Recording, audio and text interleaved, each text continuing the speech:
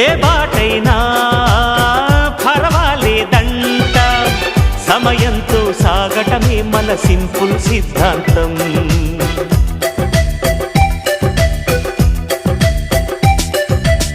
చిరుగాలికి పరిమళమిచ్చే సిరిమల్లెల వనమై ఉందాం, గగనాన్ని నేలను కలిపే హరివిల్లుల వంతెన అవుదాం.